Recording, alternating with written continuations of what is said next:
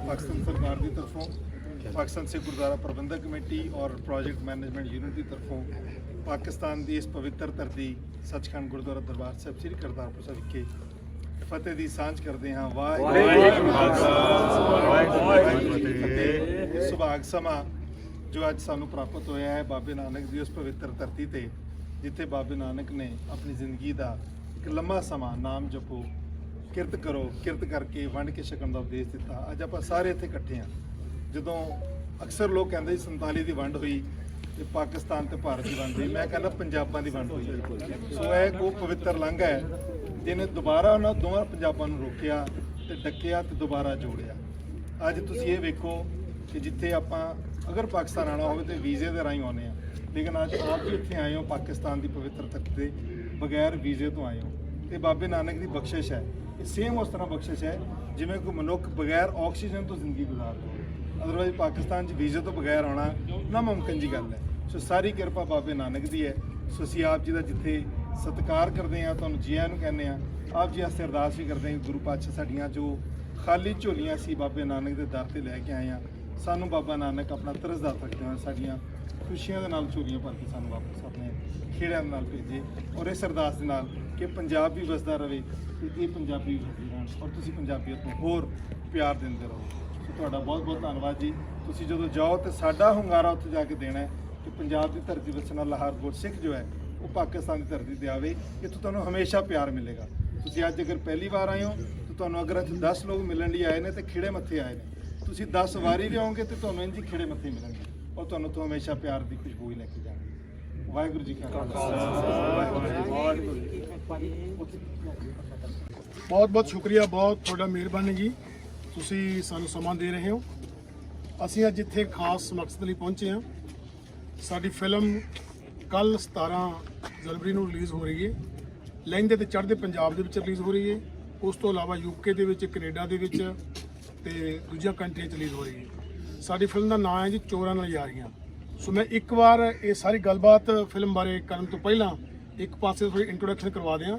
ਮੇਰੇ ਸਭ ਤੋਂ ਇਸ ਪਾਸੇ ਜਿਹੜੇ ਖੜੇ ਨੇ ਸਰਦਾਰ ਦਵਿੰਦਰ ਸਿੰਘ ਜੀ ਨੇ, ਇਹ ਸਾਡੀ ਫਿਲਮ ਦੇ ਪ੍ਰੋਡਿਊਸਰ ਨੇ, ਤੇ ਉਹਨਾਂ ਦੇ ਨਾਲ ਖੜੇ ਨੇ ਗੁਰਪ੍ਰੀਤ ਸਿੰਘ ਮਾਂਡੇ, ਸਾਡੀ ਫਿਲਮ ਦੇ ਬਹੁਤ ਹੀ ਅਲੱਗ ਕਿਸਮ ਦੇ ਅਦਾਕਾਰ ਨੇ, ਬਹੁਤ ਕਮਾਲ ਦਾ ਕੰਮ ਕੀਤਾ ਇਹਨਾਂ ਨੇ। ਉਹਨਾਂ ਤੋਂ ਅੱਗੇ ਖੜੇ ਨੇ ਸਰਦਾਰ ਗੁਰਦਿਆਲ ਸਿੰਘ ਜੀ ਸਿੱਧੂ, ਜਿਹੜੀ ਇੱਕ ਕੰਪਨੀ ਫਿਲਮ ਬਣਾ ਰਹੀ ਆ ਅਲਪਲਾਈਨ ਕੰਪਨੀ, ਉਹਦੇ ਓਨਰ ਨੇ, ਇਹ ਸਾਡੇ ਪ੍ਰੋਡਿਊਸਰ ਨੇ ਤੇ ਇਸ ਫਿਲਮ ਦੇ ਆਰਟਿਸਟ ਵੀ ਨੇ। ਤੇ ਤੁਹਾਡੇ ਆਪਣੇ ਲਹਿੰਦੇ ਪੰਜਾਬ ਦੇ ਸਾਡੇ ਕੋਲੇ ਸਜਾਦ ਮਿਰਜ਼ਾ ਸਾਹਿਬ ਨੇ, ਬੜਾ ਅੱਛਾ ਇਹਨਾਂ ਨੇ ਕੰਮ ਕੀਤਾ ਸਾਡੀ ਫਿਲਮ ਦੇ ਵਿੱਚ। ਬਹੁਤ ਹੀ ਜਿਹੋ ਜਿਹੇ ਫਨਕਾਰ ਅਲੱਗ ਕਿਸਮ ਦੇ ਨੇ ਉਹ ਤੁਸੀਂ ਇਹਨਾਂ ਨੂੰ ਪਹਿਲਾਂ ਜਾਣਦੇ ਹੋ।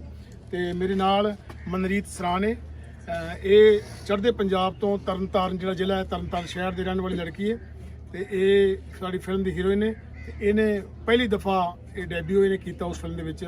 ਸੋ ਬੜਾ ਚੰਗਾ ਲੱਗਿਆ ਇਸ ਲੜਕੀ ਦੇ ਨਾਲ ਪਹਿਲੀ ਦਫਾ ਵੀ ਜਦੋਂ ਕੰਮ ਕੀਤਾ। ਨਹੀਂ ਕਿ ਪਹਿਲਾਂ ਜਦੋਂ ਕਿਸੇ ਦਾ ਕੰਮ ਹੁੰਦਾ ਉਹਨਾਂ ਨੂੰ ਬਹੁਤ ਕੁਝ ਦੱਸਣਾ ਪੈਂਦਾ, ਪਰ ਇਹ ਕਾਫੀ ਸੰਜੀਦਾ ਕਿਸਮ ਦੀ ਆਰਟਿਸਟ ਹੈ ਜੀ। ਸੋ ਹਨੀ ਅਲਵੇਲਾ ਜੀ ਨੇ, ਇਹ ਸਾਡਾ ਪ੍ਰਾਊਡ ਨੇ ਜੀ, ਸਾਡੇ ਤੁਹਾਡੇ ਲਹਿੰਦੇ ਪੰਜਾਬ ਦੇ ਵਿੱਚੋਂ ਸਾਡੇ ਆਰਟਿਸਟ ਨੇ ਬੜੇ ਕਮਾਲ ਦੇ। ਉਸ ਤੋਂ ਅੱਗੇ ਸਾਡੀ ਇਸ ਫਿਲਮ ਦੇ ਜਿਹੜੇ ਹਦਾਇਤਕਾਰ ਨੇ ਸਾਡੇ ਨਿਰਦੇਸ਼ਕ ਸਾਹਿਬ, ਉਹ ਨਸੀਬ ਰੰਧਾਵਾ ਜੀ ਨੇ। ਤੇ ਸਾਡੇ ਕੋਲੇ ਉਸ ਤੋਂ ਅੱਗੇ ਚਹਿਲ ਸਾਹਿਬ ਨੇ, ਬੜੇ ਕਮਾਲ ਦੇ ਉਮਦਾ ਕਿਸਮ ਦੇ ਅਦਾਕਾਰ ਨੇ, ਇਹ ਨੌਜਵਾਨ ਅਦਾਕਾਰ ਨੇ। ਸਾਨੂੰ ਬੜੀਆਂ ਉਮੀਦਾਂ ਹੈ ਇਹੋ ਜਿਹੇ ਸ਼ਖਸਾਂ ਦੇ ਉੱਤੇ, ਕਿਉਂਕਿ ਇਹ ਇਹਨਾਂ ਦੇ ਚਾਚਾ ਜੀ ਸੁਖੀ ਚਾਲ ਕਾਫੀ ਸਾਰੀਆਂ ਫਿਲਮਾਂ ਦੇ ਵਿੱਚ ਤੁਸੀਂ ਇਹਨਾਂ ਦੀ ਅਦਾਕਾਰੀ ਦੇਖੀ ਹੈ। ਸੋ ਮੈਂ ਸਮਝਦਾ ਕਿ ਇਹਨਾਂ ਨੂੰ ਗੁਰਤੀ 'ਚੋਂ ਅਦਾਕਾਰੀ ਮਿਲੀ ਹੈ। ਮੇਰਾ ਨਾਮ ਜੀ ਮਲਕੀਤ ਹੈ, ਮੈਂ ਵੀ ਇਸ ਫਿਲਮ ਦੇ ਵਿੱਚ ਇੱਕ ਰੋਲ ਕੀਤਾ।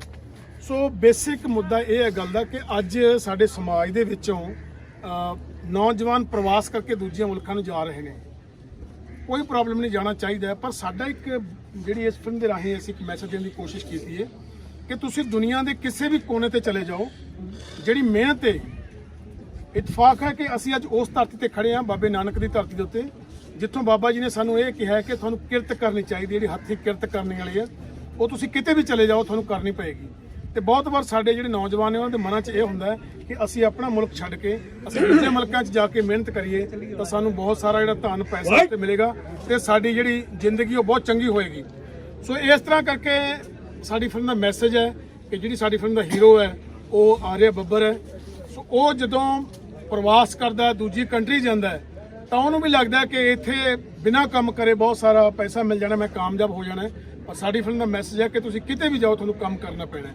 ਸੋ ਉਹਨੂੰ ਜਿਹੋ ਜਿਹੇ ਲੋਕ ਮਿਲਦੇ ਨੇ, ਉਹਨੂੰ ਹਲਵੇਲਾ ਸਾਹਿਬ ਮਿਲਦੇ ਨੇ, ਸਰਦਾਰ ਮਿਰਜ਼ਾ ਸਾਹਿਬ ਮਿਲਦੇ ਨੇ, ਸਾਡਾ ਇੱਕ ਹੋਰ ਆਰਟਿਸਟ ਹੈ ਕੈਨੇਡਾ ਦੀ ਧਰਤੀ ਤੋਂ ਲਖਵਿੰਦਰ, ਉਹ ਮਿਲਦਾ ਉਹਨੂੰ। ਸੋ ਇਸ ਤਰ੍ਹਾਂ ਕਰਕੇ ਇਹ ਜਿਹੜੇ ਲੋਕ ਮਿਲਦੇ ਨੇ ਬਾਰੋ ਬਾਰੀ, ਇਹ ਲੋਕ ਸਭ ਦੱਸਣ ਦੀ ਕੋਸ਼ਿਸ਼ ਕਰਦੇ ਨੇ ਕਿ ਅਸੀਂ ਸਾਰੇ ਰੋਜ਼ੀ ਰੋਟੀ ਦੀ ਭਾਲ ਜਿਹੜਾ ਮੁਲਕਾਂ 'ਚ ਆਏ ਸੀ, ਪਰ ਉਹਨੂੰ ਉੱਥੇ ਜਾ ਕੇ ਮਹਿਸੂਸ ਹੋਇਆ ਕਿ ਇੰਨਾ ਕੰਮ ਜੇ ਮੈਂ ਆਪਣੇ ਮੁਲਕ ਦੇ ਵਿੱਚ ਕਰਦਾ ਤਾਂ ਮੇਰੇ ਲਈ ਬਹੁਤ ਚੰਗਾ ਹੋਣਾ ਸੀ। ਮੈਨੂੰ ਦੂਜੇ ਮੁਲਕਾਂ ਦੇ ਵਿੱਚ ਆ ਕੇ ਕਈ ਗੁਣਾ ਵੱਧ ਮੁਸ਼ੱਕਤ ਕਰਨੀ ਪੈ ਰਹੀ ਹੈ, ਕਈ ਗੁਣਾ ਵੱਧ ਮਿਹਨਤ ਕਰਨੀ ਪੈ ਰਹੀ ਹੈ। ਸੋ ਇਸ ਕਿਸਮ ਦੀ ਫਿਲਮ ਲੈ ਕੇ ਅਸੀਂ ਹਾਜ਼ਰ ਹੋਏ ਹਾਂ। ਸਤਿ ਸ਼੍ਰੀ ਅਕਾਲ ਸਾਰਿਆਂ ਨੂੰ, ਮੈਂ ਤੁਹਾਡੀ ਆਪਣੀ ਪ੍ਰਭ ਗਰੇਵਾਲ। ਅੱਜ ਅਸੀਂ ਪਾਕਿਸਤਾਨ ਕਰਤਾਰਪੁਰ ਸਾਹਿਬ ਆਏ ਹਾਂ। ਬਹੁਤ ਖੁਸ਼ੀ ਵਾਲੀ ਗੱਲ ਆ ਸਾਡੇ ਲਈ, ਬਹੁਤ ਮਾਣ ਵਾਲੀ ਗੱਲ ਆ। ਕਦੇ ਸੋਚਿਆ ਨਹੀਂ ਸੀ ਵੀ ਕਦੇ ਅਸੀਂ ਇੱਦਾਂ ਆਵਾਂਗੇ, ਕਿਉਂਕਿ ਸਬੱਬ ਹੀ ਨਹੀਂ ਕਦੇ ਬਣਿਆ। ਮੈਂ ਥੈਂਕਸ ਕਰਦੀ ਗੁਰਦਿਆਲ ਭਾਜੀ ਦਾ, ਦਵਿੰਦਰ ਭਾਜੀ ਦਾ, ਜਿਨ੍ਹਾਂ ਕਰਕੇ ਇਹ ਸਬੱਬ ਬਣ ਸਕਿਆ। ਤੇ ਬਹੁਤ ਹੀ ਜ਼ਿਆਦਾ ਐਕਸਾਈਟਡ ਸੀਗੇ ਅਸੀਂ ਇੱਥੇ ਆਉਣ ਲਈ, ਤੇ ਅੱਜ ਆ ਕੇ ਇੱਦਾਂ ਲੱਗਦਾ ਕਿ ਰੂਹ ਤ੍ਰਿਪਤ ਹੋ ਗਈ। ਸੱਚੀ ਇੰਨਾ ਜ਼ਿਆਦਾ ਸਕੂਨ ਮਿਲ ਕੇ, ਦੇਖ ਕੇ, ਇੱਥੋਂ ਦੇ ਲੋਕਾਂ ਨੂੰ ਮਿਲ ਕੇ, ਮਤਲਬ ਸੱਚੀ ਮਜ਼ਾ ਆ ਗਿਆ। ਥੈਂਕ ਯੂ ਸੋ ਮਚ, ਤੁਸੀਂ ਹਮੇਸ਼ਾ ਇੰਨਾ ਪਿਆਰ ਕਰਦੇ ਹੋ। ਅਸੀਂ ਵੀ ਜਦੋਂ ਤੁਹਾਨੂੰ ਆਰਟਿਸਟਾਂ ਨੂੰ, ਪਾਕਿਸਤਾਨ ਦੇ ਆਰਟਿਸਟ ਲੈਂਦੇ, ਪੰਜਾਬ ਦੇ ਆਰਟਿਸਟਾਂ ਨੂੰ ਦੇਖਦੇ ਹਾਂ ਵੱਡੀ ਸਕਰੀਨ ਤੇ ਉੱਥੇ ਪੰਜਾਬ ਵਿੱਚ, ਬਹੁਤ ਖੁਸ਼ੀ ਹੁੰਦੀ ਆ। ਤੇ ਉਮੀਦ ਕਰਦੇ ਹਾਂ ਜਦੋਂ ਅਸੀਂ ਤੁਹਾਡੇ ਇੱਥੇ ਆਉਂਦੇ ਹਾਂ ਸਕਰੀਨਿੰਗ ਤੇ ਕਰਾਂਗੇ ਕਿ ਤੁਸੀਂ ਵੀ ਸਾਨੂੰ ਇੱਦਾਂ ਹੀ ਪਿਆਰ ਕਰਿਓ। ਤੇ ਸਾਡੀ ਮੂਵੀ ਆ ਰਹੀ ਹੈ 17 ਤਰੀਕ ਨੂੰ, ਚੋਰਾਂ ਨਾਲ ਯਾਰੀਆਂ, ਤੇ ਉਸ ਨੂੰ ਬਹੁਤ ਪਿਆਰ ਦਿਓ। ਤੇ ਇੱਕ ਗੱਲ ਹੋਰ, ਮੇਰੀ ਇੱਕ ਹੋਰ ਮੂਵੀ ਆ ਰਹੀ ਹੈ ਅੱਕੜ ਬੱਕੜ ਬੰਬੇ ਤੋਂ 80 90 ਪੂਰੇ 100, ਉਹ ਸੇਮ ਡੇ ਰਿਲੀਜ਼ ਹੋ ਰਹੀ ਹੈ ਪਾਕਿਸਤਾਨ ਵਿੱਚ। ਤੇ ਇਹ ਮੇਰੇ ਲਈ ਬਹੁਤ ਪ੍ਰਾਊਡ ਵਾਲੀ ਗੱਲ ਆ ਕਿ ਸੇਮ ਡੇ 2 ਮੂਵੀਜ਼ ਰਿਲੀਜ਼ ਹੋ ਰਹੀਆਂ ਮੇਰੀਆਂ। ਤੇ ਮੈਨੂੰ ਪਿਆਰ ਦਿਓ ਜ਼ਰੂਰ, ਸਾਡੀ ਸਾਰੀ ਟੀਮ ਨੂੰ ਪਿਆਰ ਦਿਓ।